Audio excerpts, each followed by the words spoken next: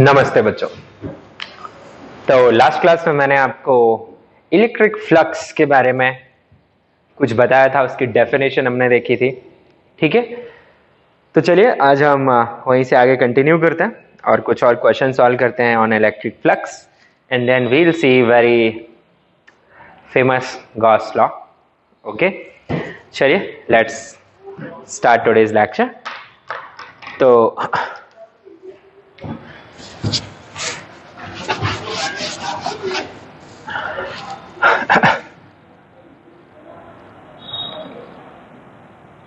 मान लीजिए एक सरफेस है,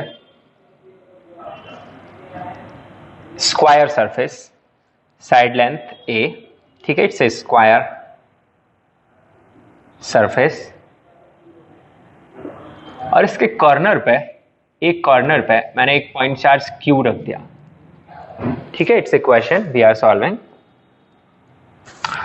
so I am asking find flux through the surface due to field of Q। तो Q का जो फील्ड है उसकी वजह से इस सरफेस से कितना फ्लक्स एसोसिएट हो रहा है, कैसे फाइंड करेंगे? वेल, फ्लक्स होता है E डॉट dA का इंटीग्रेशन, बट वेल जो फील्ड है वो हर लोकेशन पे सेम तो नहीं होगा। चलो भाई, तो आप कोई भी छोटा सा dA यहाँ पे उठाएंगे, कोई भी छोटा सा dA आप यहाँ पे उठाएंगे, तो जो फील्ड होगा इस लोकेशन पे, this is just r vector, will be like this, है ना। सपोज आपने कोई भी r डिस्टेंस पे ये उठाया हुआ है। So how much is the flux associated with this dA? It is 0। मैंने आपको केस बताया था कल कि when field is parallel to the surface, flux is 0। So यहाँ पे आप कोई भी dA एज्यूम कर लें, उससे पास होने वाला जो फील्ड है वो एक्चुअली क्रॉस नहीं कर रहा है इस एरिया को, ये फील्ड सिर्फ इस एरिया को ग्रेज कर रहा है, टच करता हुआ जा रहा है, इट्स नॉट क्रॉसिंग। ओके, सो यहाँ पे जो फ्लक्स आएगा बच्चों वो 0 आएगा, because field is not crossing the area, it is parallel to the area. Is that clear? So ये भी लिखें, it is parallel to the area. Okay, let's see another one.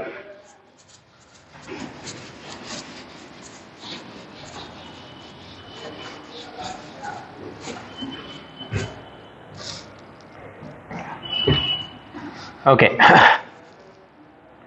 so field in a region is given as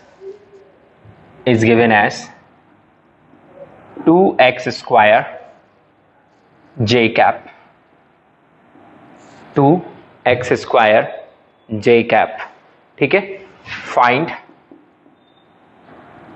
flux of this field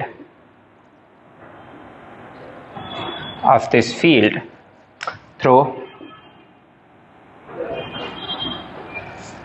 a rectangular surface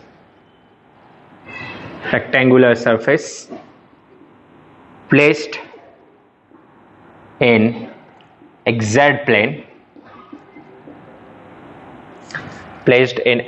plane as shown।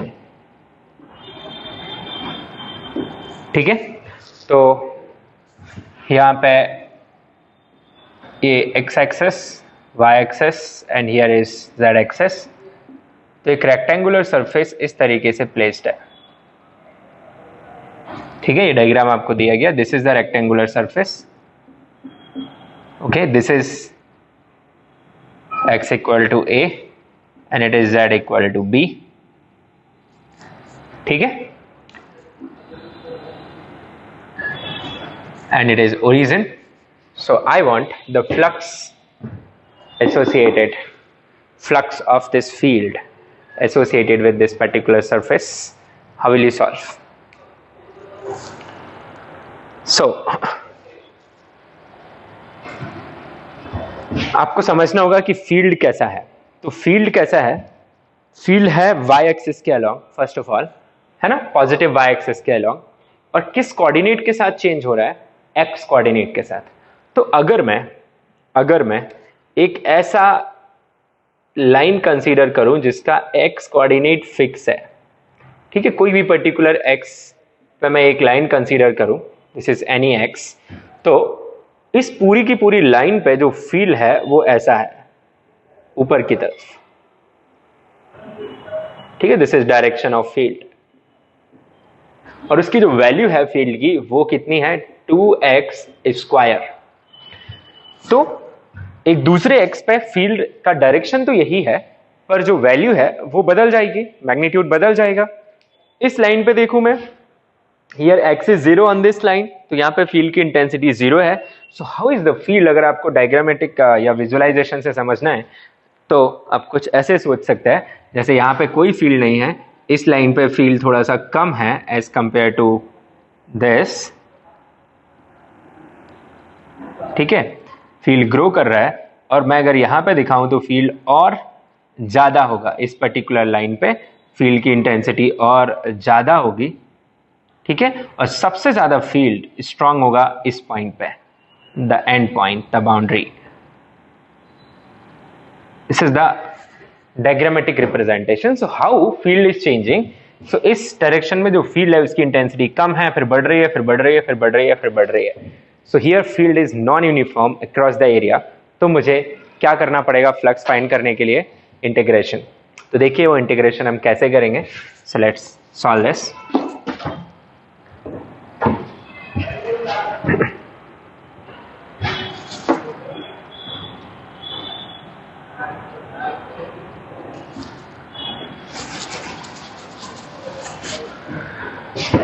Okay see, ये आपके लिए y access, x access और ये z access, ठीक है। आपने यहाँ surface visualise कर ली, this is your surface,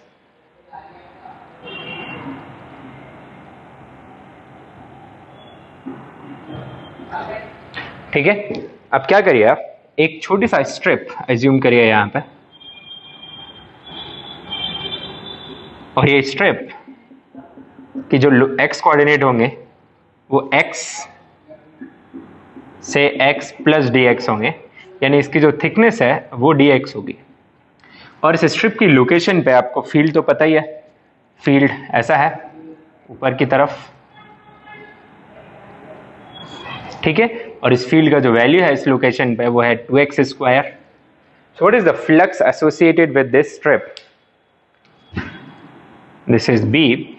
So flux associated with this strip is the field dot product dA. I'm using this formula basically, ठीक है। So the flux will be integral, field is 2x square, dA can be written as B dx, okay, and the dot product thing, तो इसका जो normal है बच्चों वो भी इधर ही आ रहा है n कैप, और तो cos ऑफ 0 डिग्री आ जाएगा डॉट प्रोडक्ट के लिए, और x में जो लिमिट जाएगी to cover this surface will go from 0 to a। तो इसे अपन आसानी सॉल्व कर सकते हैं अभी। तो क्या आ जाएगा अपने पास, 2b outside integration of x square dx from 0 to a। तो इस तरीके से आ गया मेरे पास 2b a की power 3 divided by 3। So this is the flux associated with this particular surface due to this field, okay. So चलिए आगे बढ़ते हैं।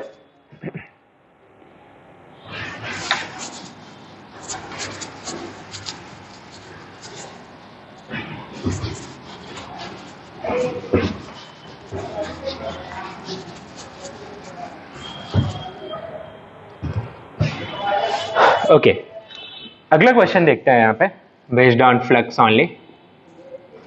सपोज ये एक चार्ज Q है, ठीक है, और ये चार्ज Q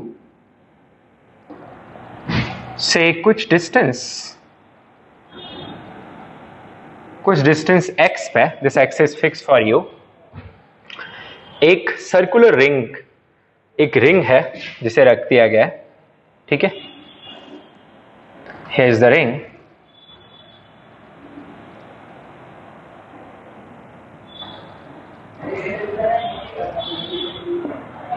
ठीक है, और अब हमें यह पता करना है कि इसका फ्लक्स कितना होगा इस रिंग से। तो इस रिंग का जो रेडियस है, दिस इज द रिंग, इसका रेडियस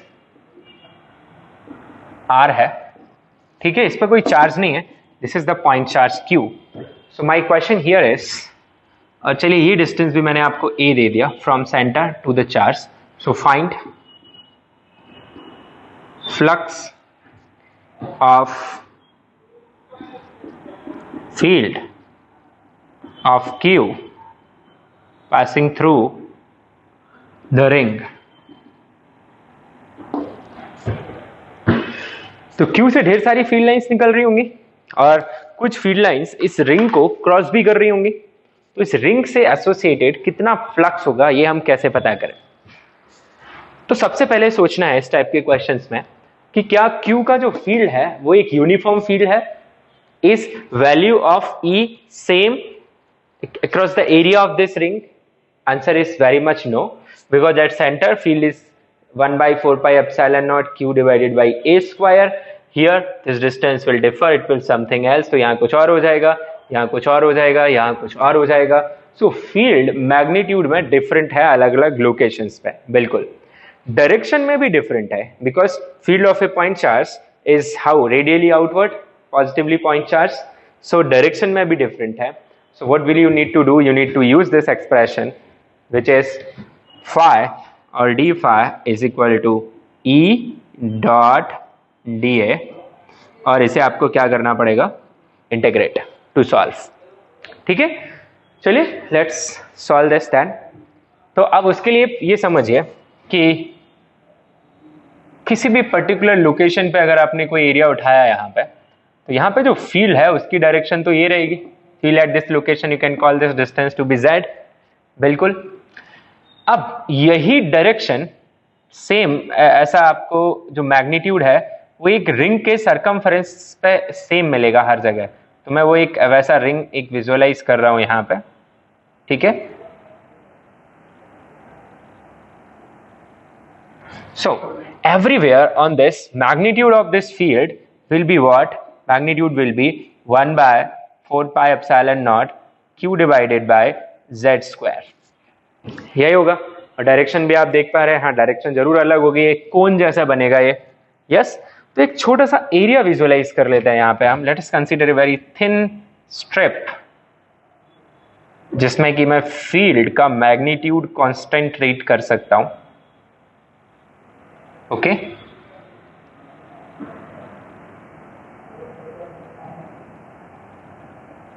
सो इस अब आपका एम ये है कि इस छोटा सा जो स्ट्रिप हमने विजुअलाइज किया है, इस स्ट्रिप से कितना फ्लक्स बनेगा, ठीक है, सिर्फ इस स्ट्रिप से। अब इस स्ट्रिप का एरिया वेक्टर समझिए, ये तो ऐसे रखा हुआ है रिंग, तो इसका एरिया वेक्टर ऐसा ही बनेगा, ठीक है। अंदर भी बन सकता है, उससे नेगेटिव आ जाएगा, बट मैग्नीट्यूड को फर्क नहीं पड़ेगा यहाँ पे, ठीक है। आप भी पॉजिटिव नॉर्मली कंसीडर करिए, तो आपके पास यहाँ पे आ जाएगा n cap, this is the area vector. हर जगह ऐसा ही है एरिया वेक्टर, यहाँ भी एरिया वेक्टर ऐसा ही है, this is the area vector.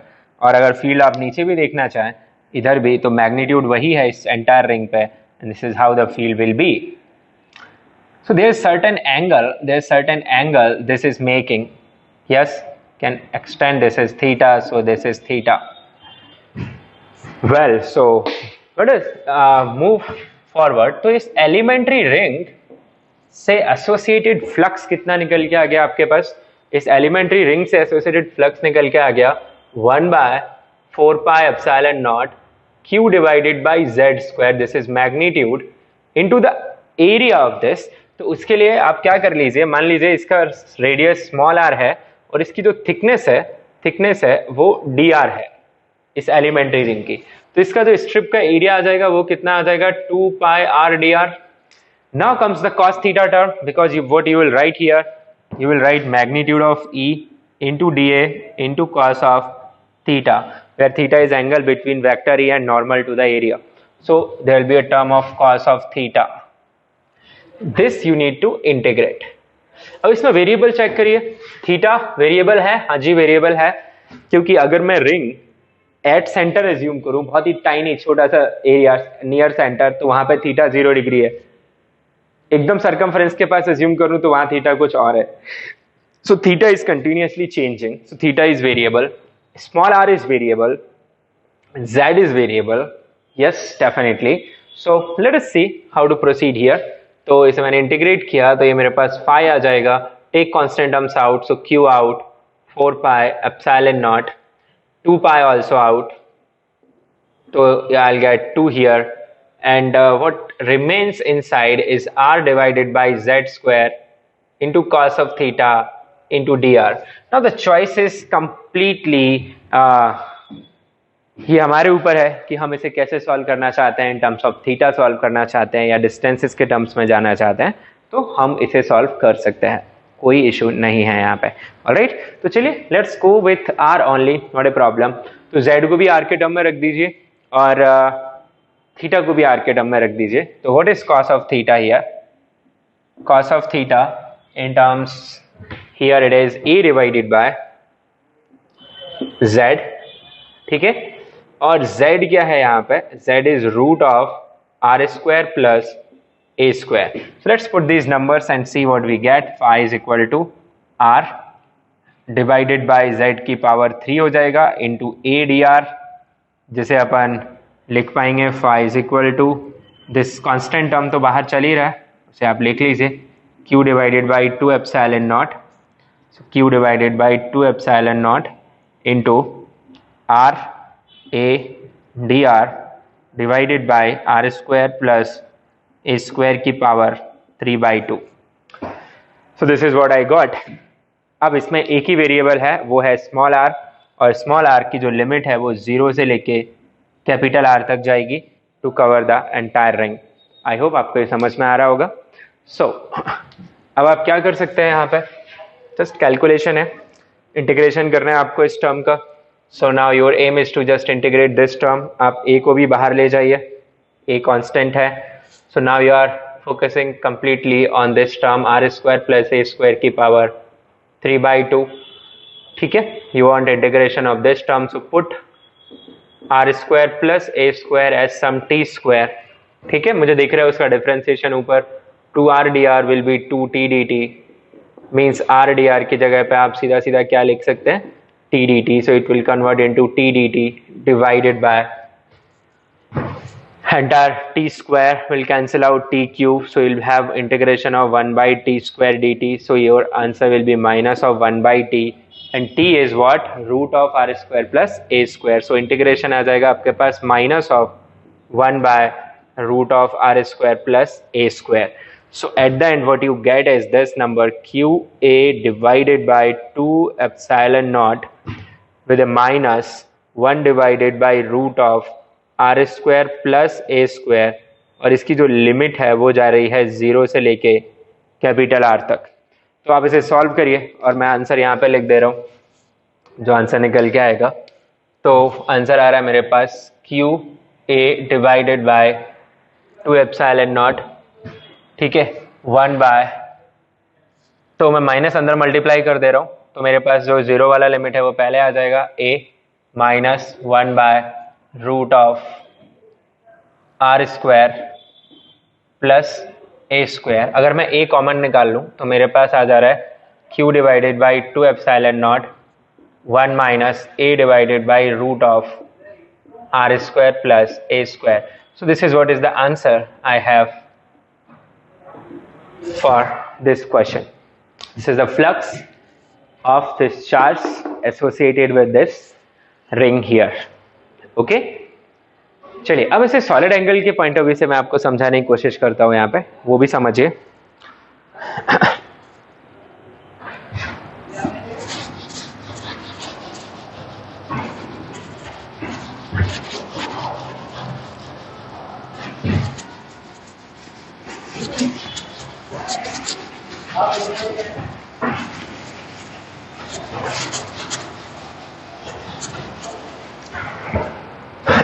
इसे मिटा रहा हूं मैं, and just understand from the idea of solid angle.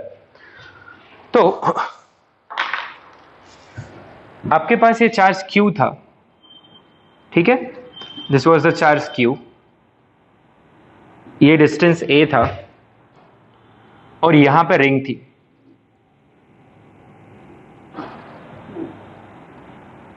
ठीक है, जिससे हमें फ्लक्स निकालना था। अब अगर मैं कुछ ऐसा सोचूं कि let us consider a sphere of this particular radius, ठीक है, let us consider a sphere of this radius, call it some z, तो वो स्फीयर कुछ इस तरीके से आपको दिखेगा,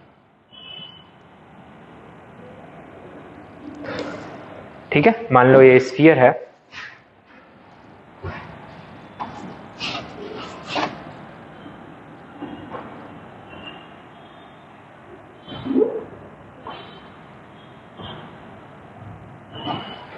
कुछ इस तरीके से स्फीयर आपको दिखेगा। अब इस स्फीयर से पास होने वाला फ्लक्स कितना है, let us see how much is the flux associated with this entire sphere due to this charge Q। तो आप वैसे ही सोचे तो इस चार्ज की जितनी भी फील्ड लाइंस हैं वो सब के सब इस स्फेरिकल एरिया से कैसे जा रहा है, कैसे जा रहा है, परपेंडिकुलर, क्योंकि आप यहां कोई भी छोटा सा एरिया कंसीडर करेंगे dA, उसका नॉर्मल इसी डायरेक्शन में बनेगा, इसी डायरेक्शन में फील्ड है, तो E डॉट dr जो आएगा वो सीधा, सॉरी E डॉट dA जो आएगा वो EdA हो जाएगा सीधा सीधा। तो what is the flux, flux associated with complete sphere of radius z due to Q, you can write it will be equal to the field into area, simply surface area, okay, why, because dot product हर जगह कितना आ जाएगा आपके पास, 1 आ जाएगा, और ये जो field का magnitude है on the surface of sphere वो भी क्या रहेगा, same everywhere. So you will have this E 1 by 4 pi epsilon naught Q divided by z square into 4 pi z square. So this is the flux associated with the complete sphere, which is coming out to be Q divided by epsilon naught. Yes, आप लोगों को समझ में आ गया होगा। Now Q divided by epsilon naught is the flux associated with the entire sphere. So can I find what is the flux associated with certain area of the sphere, because her area equally contribute कर रहा है flux में, समझ रहे हैं। So let us find out flux, हम ऐसे लिख सकते हैं flux associated with certain area, certain surface area of the sphere can be written as flux with certain area, मैं ऐसे लिख दे रहा हूं, is equal to total flux, ये आपका टोटल है, total flux divided by total area into the surface area of this cap, ये जो कैप बन रही है जिसका भी हमें सरफेस एरिया चाहिए एंटायरली, इसका सरफेस एरिया थोड़ी देर के लिए आप A मान लें, ठीक है, this is A total and you are solving for total. So what you got is this phi total which is how much, Q divided by, या फिर ऐसे भी लिख सकते हैं phi total divided by total area कितना बनेगा, 4 pi radius square z square into how much will be this area, how much will be this area। तो अगर मैं पता कर लूं कि ये एरिया कितना सॉलिड एंगल बना रहा है इसके सेंटर पे, तो सॉलिड एंगल की हेल्प से मैं एरिया A लिख सकता हूं। So this area A will be nothing but this solid angle into z square, why not. So I can write this as the solid angle into z square, z square cancels out. So what I can write, flux associated with certain area of the spherical cap will be the total flux associated divided by total area। अच्छा, ये क्या मिल गया आपको, total flux associated divided by 4 pi into the solid angle. तो आपको ये समझ में आ रहा है कि per unit solid angle flux कितना आ रहा है, phi total by 4 pi into solid angle कर देंगे तो मुझे उस एरिया से पास होने वाला फ्लक्स मिल जाएगा। ठीक है, अच्छी बात है। अब सॉलिड एंगल कितना बना रहा है ये कैप, तो वो निकालने के लिए मैं हाफ एंगल की हेल्प लूंगा। तो ये इसको आप थीटा नॉट मान लें थोड़ी देर के लिए, this is the half angle. So what is the solid angle, मैंने आपको लिखवाया है 2 पाई 1 minus cos of this half angle. Yes, ये आपको पता है। सो what will be this this flux associated with this certain area? The cap will be equal to the phi total, which is how much, q divided by epsilon naught divided by 4 pi into 2 pi 1 minus cos of theta naught. So phi area associated with this area can be written as q divided by epsilon naught, और ये यहाँ से 2 times cancel, so it is q divided by 2 epsilon naught 1 minus cos of theta naught. Now let us see the theta naught from this calculation, which you know this is how much. This is the radius of the ring, the r. This distance from here to here is a. So what is cos of theta naught is a divided by z. So this is q divided by 2 epsilon naught 1 minus a divided by root of r square plus a square. Can check. So this is the idea of solid angle which can be used in this case. And एक और बात आपको समझाऊं, not only this particular area, but इस इधर कैसा भी shape कर दूं मैं, इसका इधर कैसा भी शेप कर दूं, ये ऐसा कटोरे टाइप का, उससे एसोसिएटेड फ्लक्स कितना ही आएगा, q divided by 2 epsilon naught 1 minus cos theta naught. Is that clear? ठीक है। So this is another way that is thinking from solid angle.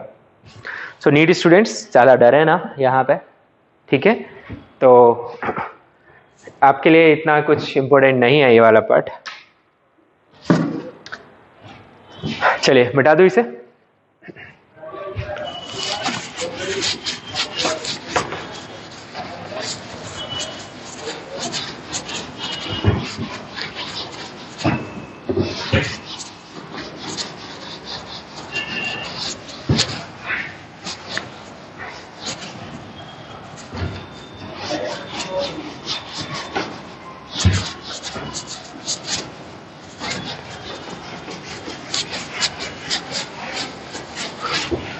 So, इसे एज ए नोट आप याद रख सकते हैं जेई ऑल्सो, कि अगर यहाँ पे कोई चार्ज प्लेस्ड है, क्यों बड़ा स्पेसिफिक सा है, ये अपने आप में न्यूमेरिकल ही है, बट आप ध्यान रख सकते हैं यहाँ पे ये रिंग हो गया, ठीक है, जिसके सेंटर तक की डिस्टेंस आपको पता है, और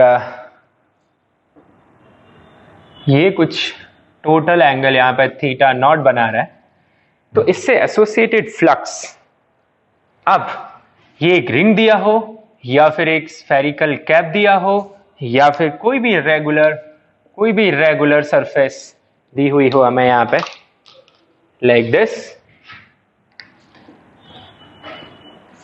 ठीक है, और सम अदर रेगुलरिटीज, कुछ भी ऐसा कैसी भी सरफेस हो, दीज आर कंप्लीट रिंग एक हो गया, फिर एक कैप हो गया ओपन स्फीयर कटोरे के जैसा, फिर ये भी कटोरे के जैसा ही है पर अनइवन सरफेस है, उधर अनइवन सरफेस है, ठीक है। तो आपको अगर फ्लक्स एसोसिएटेड निकालना है तो क्या करोगे, it will be same, because same इसलिए आना चाहिए क्योंकि जो फीड लाइंस है, जितनी फीड लाइंस इस रिंग वाले एरिया से क्रॉस करेगी उतनी ही फीड लाइन हर एक से क्रॉस करने वाली है फाइनली, समझ रहे ये बात।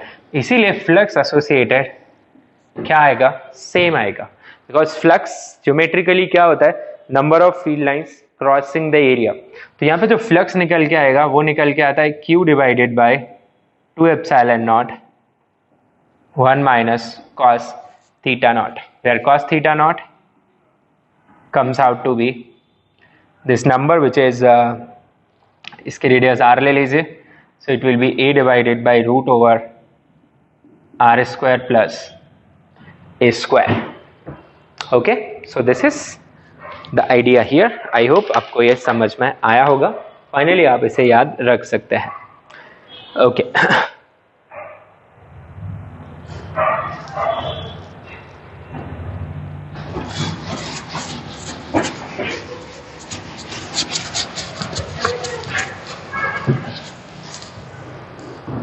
अब अगर यूनिफॉर्म फील्ड दे दिया जाए, जैसे एक क्वेश्चन ले रहा हूं मैं आपसे यहां पे कि एक सपोज सिलिंड्रिकल सरफेस है, here you have cylindrical surface,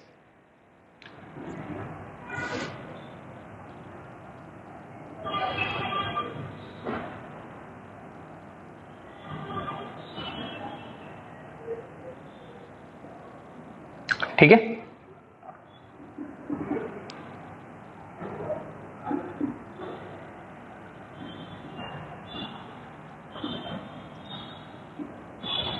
So here is a cylindrical surface, you can see।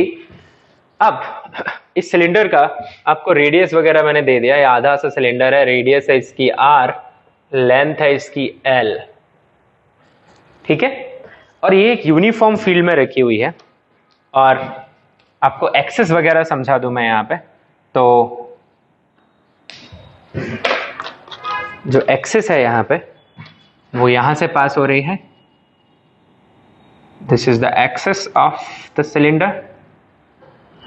तो चलो मैं आपको समझा दे रहा हूं। तो ये जो है सिलेंडर कुछ इस तरीके से है कि ये एक्स एक्सिस है, वाई एक्सिस है और ये जेड एक्सिस है। तो इसका जो रेक्टेंगुलर फेस है वो कौन से प्लेन में रखा हुआ है, वाई साइड प्लेन में। And this is the cylinder cap like this. अब आप बताइए मुझे यहाँ पे आपको टोटल कितनी सरफेसेस दिख रही हैं। So I would like to name the surfaces. So A B C D E F. तो एक सरफेस 1 वो है आपके पास A B E F. Surface 2 वो है आपके पास B C A, this is circular, ठीक है। सरफेस 3 वो है आपके पास D E F. Surface 4 the curved one. So इसे मैं कुछ इस तरीके से लिख देता हूं, बी सी ए ई डी एफ। तो ये आपकी कौन सी है, कर्व्ड। और ये सेमी सर्कुलर, सेमी सर्कुलर, ये भी सेमी सर्कुलर, और ये आपकी रेक्टेंगुलर। तो कुछ इतनी सरफेसेस आप लोग यहाँ पे देख पा रहे हैं, ठीक है। मान लीजिए यहाँ पे जो फील्ड है वो कुछ इस तरीके का है स्पेस में, ई नॉट आई कैप। और इस सिलेंडर को इस फील्ड में मैंने प्लेस कर दिया। तो आपको हर एक सरफेस से S1, S2, S3, S4 इनसे एसोसिएटेड फ्लक्स मुझे बताना है। क्वेश्चन समझ पा रहे हैं? So here you are going to tell me the flux associated with each surface of this cylinder in that field. It is uniform field, ठीक है। तो एटलीस्ट एक चीज आसान हो गई यहाँ पे कि आपका जो एरिया है, आई मीन फील्ड है, वो एक कांस्टेंट है। तो शायद आपको इंटीग्रेशन यूज ना करना पड़े। बट फील्ड कांस्टेंट होना ही ये गारंटी नहीं है कि इंटीग्रेशन नहीं लगेगा, क्योंकि आपको एरिया वेक्टर अगर अपनी डायरेक्शन चेंज कर रहा होगा, जैसे किस सरफेस में एरिया वेक्टर अपनी डायरेक्शन चेंज कर रहा है, सरफेस 4 में। अब देखिए एक कर्व्ड सरफेस है इस तरीके से, ठीक है, कुछ इस तरीके से। तो इसका एरिया वेक्टर लगातार अपनी डायरेक्शन चेंज कर रहा है, तो वहां भी आपको क्या लगेगा, integration. Let's solve this question. So question लिख लिया आपने, you need to find flux of this field associated with all the surfaces individually. So I'm solving flux associated with surface 1 first of all, the ABEF. It's a flat rectangular surface जिसका normal कहाँ पे जाएगा, तो constant field है, area भी अपनी direction change नहीं कर रहा है। So I can write the area vector here. How much will it be? It will be the diameter of this, which is 2r, and the length. So area आएगा मेरे पास 2RL और direction आ गई मेरे पास आई cap. मैं outward normal consider कर रहा हूं यहाँ पे, ये इसका नॉर्मल है, ठीक है, normal of first area. So what is the flux I got associated with this, I got 2RL into E not, ठीक है।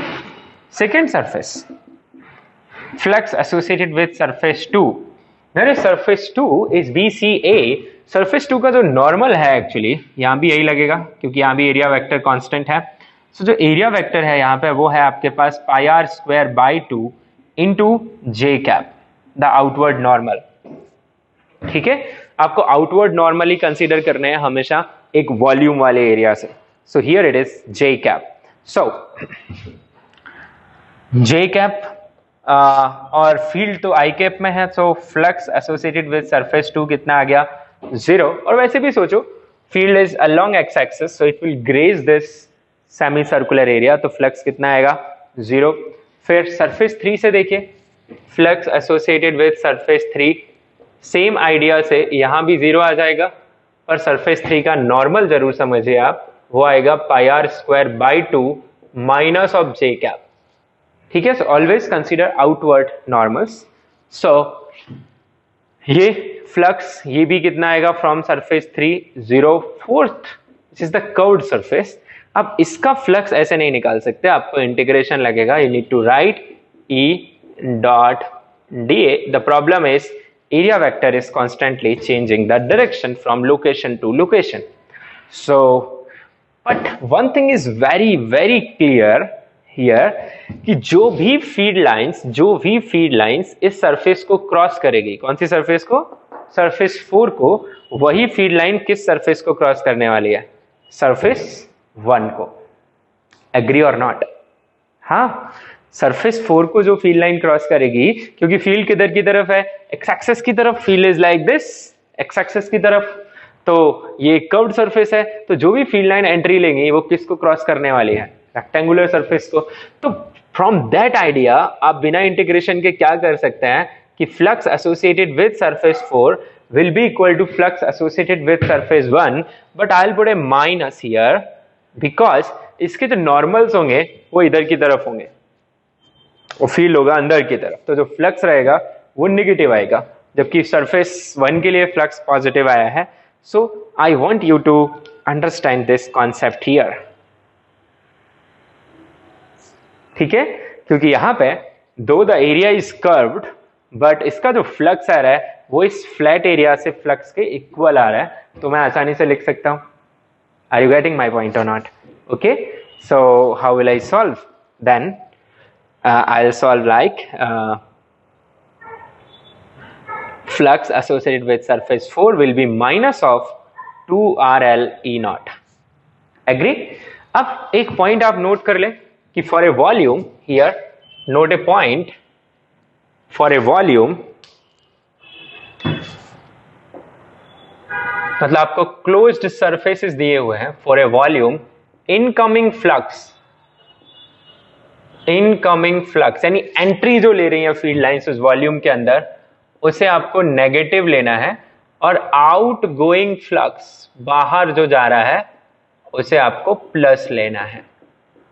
ठीक है, incoming flux negative, out going flux positive, क्योंकि इनकमिंग फ्लक्स के केस में एरिया वेक्टर और field के बीच में ऑब्ट्यूस एंगल्स बनेंगे, और आउटगोइंग फ्लक्स में एक्यूट एंगल्स बनेंगे, इसलिए उनके डॉट प्रोडक्ट नेगेटिव और पॉजिटिव अकॉर्डिंगली आ जाएंगे। तो आप यहां भी चेक कर लीजिए, ये आउटगोइंग फ्लक्स था, फील्ड बाहर निकल रहा था इस सरफेस से, वॉल्यूम से बाहर जा रहा था, पॉजिटिव आया ये, यहां एंट्री ले रहा था, नेगेटिव आया ये। What is the total flux associated with this cylinder? Total flux associated means including all the 4 surfaces. You have to consider the curved surfaces and 2 semicircular as well as 1 rectangular surfaces.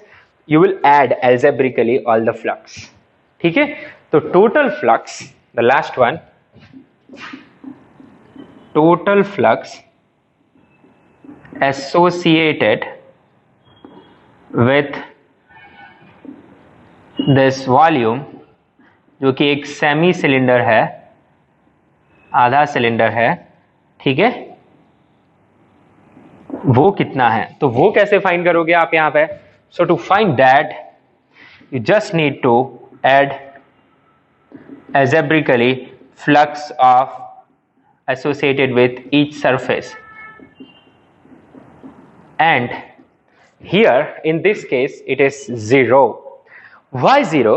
Because जितनी field line entry ले रही है कौन सी surface से entry ले रही है? कर्व्ड सरफेस से, उतनी सारी की सारी फील्ड लाइन एग्जिट ले रही है कौन सी सरफेस से? फ्लैट सरफेस से। ठीक है, तो the number of field lines entering through the curved surface are equal to number of field lines taking exit from the plane surface. तो इस वॉल्यूम में नेट फील्ड लाइंस कुछ ना तो एंटर हो रही है और ना ही एग्जिट हो रही है, इसीलिए आप देख पा रहे हैं कि यहाँ पे जो नेट फ्लक्स आ रहा है वो कितना आ रहा है, 0। ओके, वेल,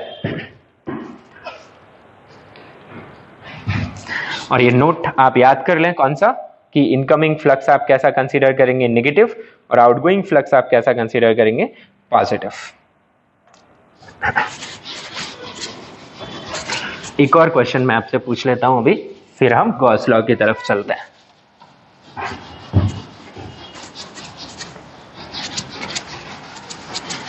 तो सीधा इंटीग्रेशन पे जंप नहीं करना है। अगर आपको इनडायरेक्ट सरफेस ऐसी विजुअलाइज कर लें जिससे फ्लक्स आप लिख सकते हैं, इफ यू कैन एंश्योर कि number of field lines same ही जा रही होंगी, तो फिर आप बिना इंटीग्रेशन के भी वहां पे सॉल्व कर सकते हैं।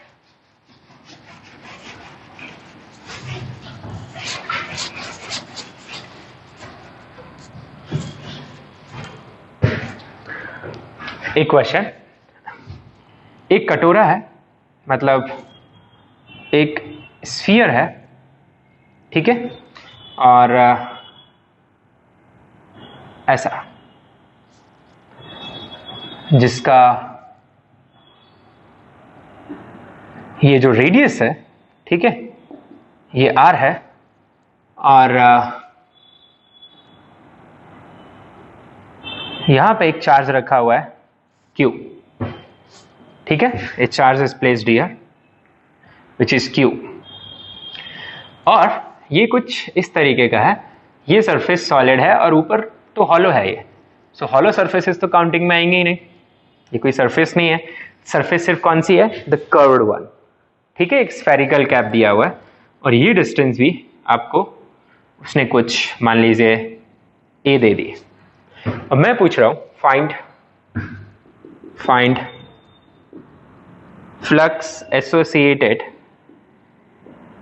with this vowel,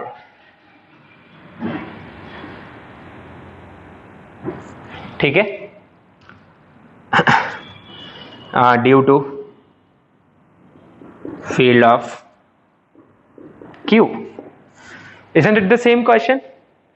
वही जो मैंने रिंग का लिया था, क्योंकि रिंग का जो एरिया अगर आप कंसीडर करें तो जितनी फील्ड लाइंस इस रिंग के एरिया से क्रॉस कर रही है उतनी ही फील्ड लाइंस किससे क्रॉस करेगी, इस कटोरे से। समझ पा रहे हैं? तो मैं लिख सकता हूं कि यहां पे जो फ्लक्स है associated with the curved part,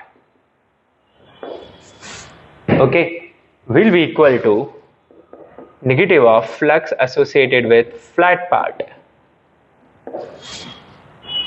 okay, so what will you have here, flat part का फ्लक्स तो अभी मैं आपको याद करवा चुका हूं, 2 epsilon naught 1 minus a divided by root of r square plus a square हो गया आंसर। समझ पा रहे हैं? So use your brain while solving the questions. मैं सिर्फ आपको आइडियाज ही दे सकता हूं, और जो कॉन्सेप्ट है वो क्या है, क्यों आया है, ये सारी बातें हम कर सकते हैं। अदरवाइज सिचुएशन टू सिचुएशन आपको दिमाग खुद का यूज करना पड़ेगा, ठीक है। चलिए, now let's move towards Gauss law. So right the heading,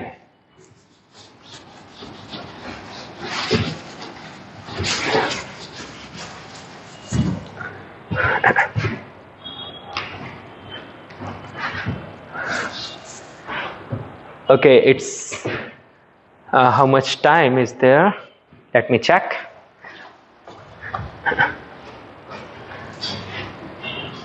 Okay, it's almost the time, तो हम नेक्स्ट पार्ट में समझते हैं व्हाट इज गॉस लॉ।